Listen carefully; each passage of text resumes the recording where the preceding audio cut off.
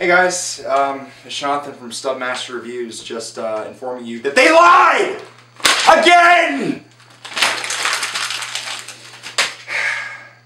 This is the last time Paramount Pictures and Hasbro will convince me to go see a Transformers movie.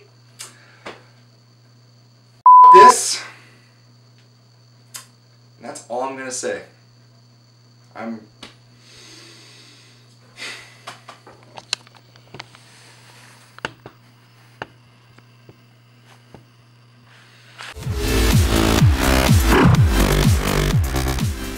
Hey, I'm Jonathan. And I'm Ethan. And we're here to review the latest installment in the Transformers series, Transformers: The Last Knight. Number 5. Yeah, now in this one, Optimus Prime is out in the universe looking for the creators who tried to destroy our world in the last film, and we discover there's this secret organization that's basically been protecting the Autobots' existence for centuries, and they hold a deep, dark secret about Earth itself. And then crazy explosions. Literally all the Michael Bay stereotypes happen. Except not really, because this is actually the most dull franchise. You do get that. You get the Bayisms. But this is honestly the most dull entry in the entire franchise.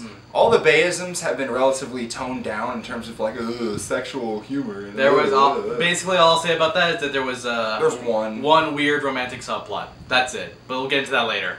For now, Jonathan, going into it, what were you expecting? What were you expecting when I went from to Last the movie, Night? I was expecting some fun. I was expecting explosions. I was really interested because what the marketing was telling me was that Optimus Prime was going to be the damn villain. And you know what? I'm going to go ahead and just spoil it. He's not. Just so you guys know. Just so although he is a better villain than the actual villain. Oh my! The actual villain has less screen time than he does. We'll get to that later.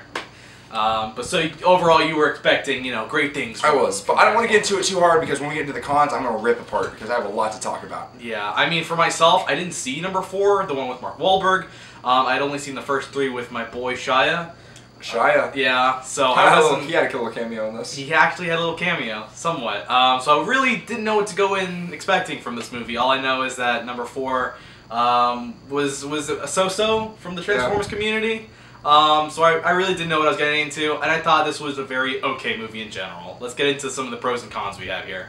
Alright, so let me go ahead and start with the things I did like about this. Visually, it's spectacular.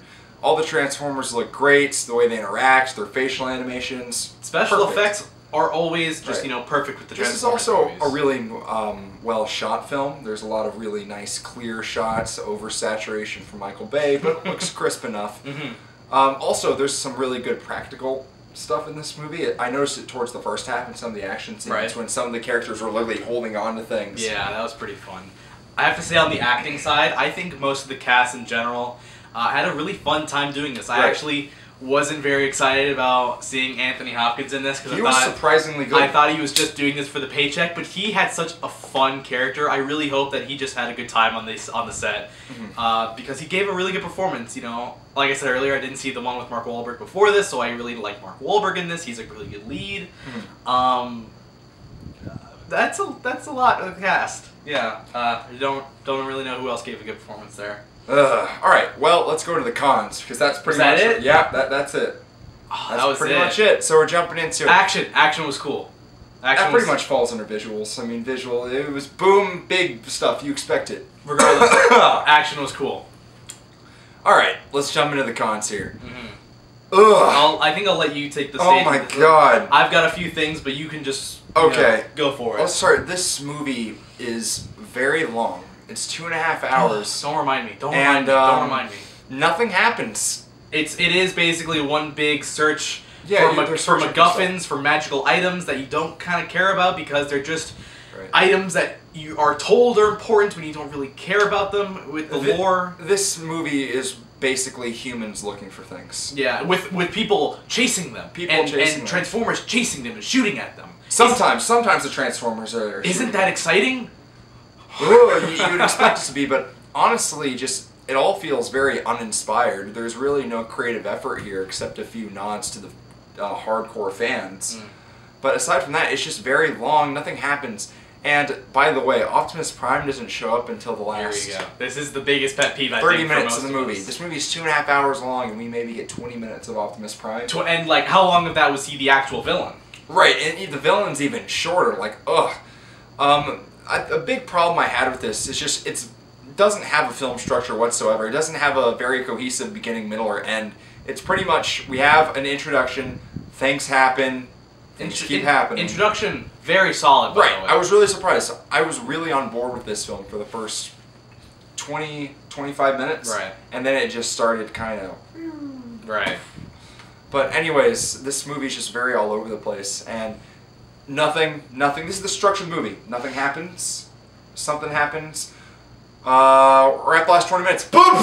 Yeah. And that's pretty much it. It really does end on such a very dull and uninspired note, clearly setting up for a franchise. Right. Well, obviously, so remember, for a sequel.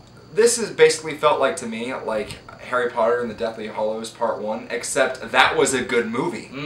That actually was an interesting setup. Here, it was just like, hey guys, this is a big commercial for things that that are gonna come in the future, right. And we just kind of lied to you to get you in the theater to say that Optimus Prime was the villain, and actually recolored his eyes in some of the scenes to make you think that he was the villain in those scenes. But no, he's actually...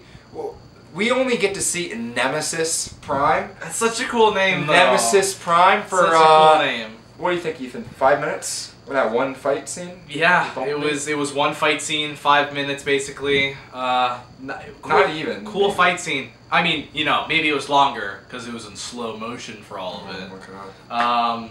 But no, Right. If you're going into this expecting an evil Optimus Prime, which I was looking forward to, you're obviously not going to get much of that. No. You're going to get even less of the regular villain or the other villain. Because Nemesis Prime is a better villain than the actual villain of Quintessa. You mean Disposable Prime? Disposable, tentacle lady that I don't care about. You know, just dropping plot points on it and saying, we don't care. There's also a lot of heavy exposition in this film. God, if you haven't, literally have no, I just noticed that they have an entire society dedicated for exposition. Right, they're just explaining everything. Anthony Hopkins is here to deliver a message. Here we go. We're going here, we're gonna do this, now go do this thing. Ugh. Alright, Ethan, so overall, what'd you think of Transformers last night? Well, I can't say I've been the biggest fan of the Transformers series. Overall, you know, 1, 2, and 3, saw them. I think I enjoyed them. I don't really remember. Didn't even bother with 4. Yeah. Probably will watch 4 after seeing this one. It's better than this. I probably will see 4 after watching this. But overall, Transformers 5, the last night, was really just boring. A lot of just obvious bayism for where your sexy ladies, your big explosions. A lot of the dialogue was really hammy and cheesy, and I didn't think most of it was that funny when they tried to go for humor. I did like a lot of the cast. The cast gave a lot of good performances. For the most part, I didn't like that one little girl that's in a lot of the marketing. She basically does nothing throughout the movie. But overall, I thought it was enjoyable enough of a film to get by. But if you can get by that 2 hour and 30-minute runtime, you might find some good things in there. Maybe. So I'm going to go ahead and give Transformers 5 The Last Night 2.5 out of 5. Oof. Being a little merciful here. I'm not. I can tell you that No, much. go ahead. Cut I this really movie down. didn't like this movie. I think it's easily the worst in the entire franchise. Bam! Got him. I think that maybe I'm so disappointed because this movie honestly had the most promise to be good out of the entire franchise. All you have to say was evil Optimus Prime. Right, evil Optimus Prime. You had some really cool setups for a villain, it looks like.